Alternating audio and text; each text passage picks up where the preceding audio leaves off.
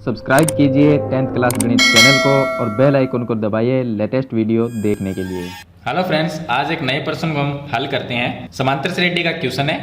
काफ़ी मैं क्वेश्चन आपको पहले भी बता चुका हूं समांतर श्रेणी के, तो ये थोड़ा सा डिफरेंस क्वेश्चन है। इस प्रश्न के अंदर हमें दिया गया है, एक तो प्रथम पद ए का मान दिया गया है, सार्वयंतर दिया गया है और एन है उसका मान दिया गया है। इस प्रश्न में हमें ज्ञात करना है एन और एस एन का मान है, वो हमें ज्ञात करना है। अब देखिए, जो एन का मान है वो ज्ञात करने के लिए हम ए एन का फॉर्मूला यूज करेंगे और एस एन है, एस एन जहां पर भी लिखा हो उसका मतलब है समांतर श्रेणी का योगफल है। तो एस एन का ज्ञात करने का मतलब होता है समांतर श्रेणी का योगफल ज्ञात करना। तो हम दोनों चीज इस प्रश्न में ज्ञात करेंगे। इस प्रश्न के अंदर हमें एक समांतर श्रेणी नहीं दी गई है, इसमें प्रथम पद दिया गया है, सार्वयंतर दिया गया है, ए एन का मान दिया गया है। तो इससे हम एन और एस एन ज्ञात करेंगे। सबसे पहले एन ज्ञात करते हैं। एन ज्ञात करेंगे हम ए एन के फॉर्मूले से। ए एन का फॉर्मूला है ए प्लस एन माइनस वन गुणा में डी। ए एन का मान है वो 50 दिया गया, मैं यहाँ पर लिख देता हूँ, बराबर ए का मान दिया गया है 5 प्लस एन ज्ञात करना है एन माइनस वन, डी का मान दिया गया है 3 जो कि सार्वयंतर है। सरल कर लेंगे तो एन का मान आ जाएगा, ये 50 है, 5 को इस साइड में लेके आएंगे तो 50 माइनस 5 ये गुणा में है तो भाग में आ गया 3 बराबर में एन माइनस 1 हो गया। 50 माइनस 5 करेंगे 45/3 बराबर एन माइनस 1, भाग देंगे तो आ जाएगा 15 बराबर में एन माइनस 1। माइनस 1 को इधर लेके आएंगे तो 15 प्लस 1 हो जाएगा बराबर में एन आ जाएगा, तो ये हो जाएंगे 16 बराबर एन, या कह सकते हैं एन बराबर 16। तो इस तरह से हम एन का मान ज्ञात करेंगे। अब हमने एन का मान तो ज्ञात कर लिया, अब ज्ञात करना है एस एन का मान। देखिए, एन से पहले एस एन का मान ज्ञात नहीं कर सकते, क्यों? क्योंकि अगर एस एन, अब पहली बात तो ये करते हैं कि एस एन का फॉर्मूला कौन सा लगाना है। अगर हमें प्रश्न के अंदर ए एन का मान दिया गया है तो हम फॉर्मूला एल वाला लगाएंगे, जिसमें n/2 होता है, ब्रैकेट में a प्लस एल होता है। ये फॉर्मूला तब लगाना है जब ए एन का मान दिया हो, क्योंकि एल और ए एन दोनों क्या होते हैं, बराबर होते हैं, इसलिए हम ये फॉर्मूला लगाएंगे। अब देखिए, डायरेक्ट हम क्या, इसमें जो एस एन का फॉर्मूला हमने लगाया है इससे समांतर श्रेणी का योगफल ज्ञात किया जाता है, लेकिन हम सीधा नहीं कर सकते। जब तक हमारे पास में एन का मान नहीं है हम एस एन का मान नहीं निकाल सकते। क्यों? क्योंकि एन का मतलब क्या होता है, एन जो होता है उसका मतलब है समांतर श्रेणी में पद कितने हैं। तो यहाँ पर एन का मान हमें पता ही नहीं, यानी कि समांतर श्रेणी में पदों की संख्या अगर हमें नहीं पता तो हम उनका योगफल कैसे ज्ञात कर सकते हैं। तो इसीलिए पहले हमने एन का मान निकाल लिया, उसके बाद में एस एन का मान निकालेंगे।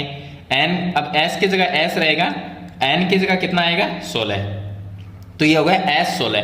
एस 16 का मतलब क्या होता है? एस 16 का मतलब होता है कि हम समांतर श्रेणी के 16 पदों का योगफल ज्ञात कर रहे हैं, इसका मतलब ये होता है। अब एन की जगह हम 16 लिखेंगे, बट्टे में 2 आ जाएगा, ए का मान 5 दिया गया वो लिख देते हैं, प्लस एल का मान 50, एल का मान जो ए एन का मान है वही एल का मान होगा, ये लिख दिया। सरल कर लेंगे तो ये आ जाएगा एस 16 बराबर ये आ जाएगा 8 गुणा में 50 प्लस 5 ये आ जाएंगे 55, ये आ गया एस 16 बराबर, दोनों को गुणा करते हैं तो देखिए ये 40 और ये भी 40 और 4 44, यानी कि 440, ये इसका आंसर आ जाएगा। तो इस तरह से हम एन का मान और एस एन का मान है वो ज्ञात करेंगे। चलिए, इसके साथ में एक प्रश्न को और सरल करते हैं जो कुछ लगभग इसके जैसा ही प्रश्न है। इसमें हमें दिया गया है कि ए का मान 7 है, ए 13, यानी कि समांतर श्रेणी का जो 13वां पद है वो 35 है। हमें ज्ञात करना है डी, डी का मतलब हो गया सार्वयंतर, और एस 13 यानी कि 13 पदों का योगफल हमें ज्ञात करना है। तो समांतर श्रेणी में देखिए जो 13वां पद है वो कितना है, 35, और 13 पदों का योगफल ज्ञात करना है, इसलिए जो 35 होगा वो एल का मान भी होगा, ए एन का मान और एल का मान क्या होगा, 35 होगा।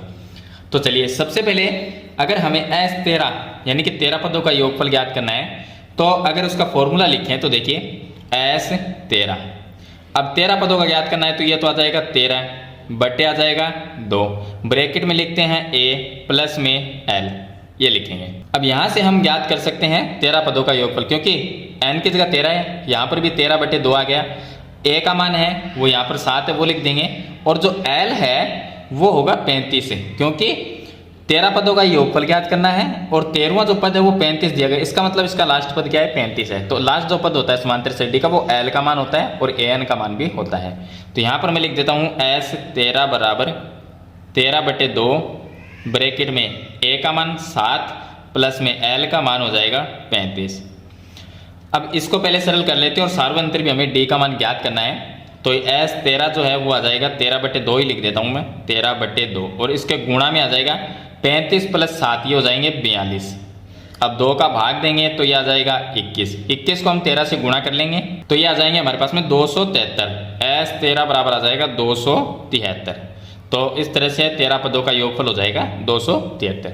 इसमें हमें डी का मान भी ज्ञात करना है सार्वंतर। डी का मान हम ए एन के फॉर्मूले से ज्ञात कर लेते हैं, ए प्लस एन माइनस 1 गुणा डी। ए एन का मान कितना है 35 होगा, क्योंकि मैंने आपको बताया कि समांतर श्रेणी में 13 ही पद है और लास्ट पद 35 है इसका, तो इसका मतलब ए एन का मान हो गया 35, ए का मान 7 दिया गया है, प्लस एन का मान है वो 13 ही होगा क्योंकि समांतर श्रेणी में 13 ही पद है, तो वो गया 13 माइनस 1, और डी का मान है वो हमें ज्ञात करना है, तो गुणा में मैं लिख देता हूँ डी। अब सरल कर लेते हैं, तो 35 ये प्लस 7 इस साइड में आके माइनस हो गया, 35 माइनस 7 ये आ जाएगा, और इस साइड में ये रह जाएगा, 13 माइनस 1 करेंगे तो आ जाएगा 12 डी ये आ जाएगा। अब 35 माइनस 7 कर लेते हैं तो 28 आ जाएगा, ये आ गया 28 बट्टे में ये 12 बराबर में डी। 28/12 को सरल कर लेते हैं, तो देखिए इसको अगर सरल करते हैं तो दोनों के अंदर 4 का भाग जा सकता है, 7 चौक 28 होते हैं, इसमें 4 का भाग देंगे तो 7 आ जाएगा, और 12 में अगर 4 का भाग देंगे तो 3। अब देखिए 3 का पूरा भाग तो जाएगा नहीं, तो इसको 7/3 ही छोड़ देते हैं, तो यहाँ पर डी का मान आ गया 7/3। तो ये तो आ गया डी का मान, और यहाँ पर हमने निकाला था एस 13 का मान, यानी 13 पदों का योगफल।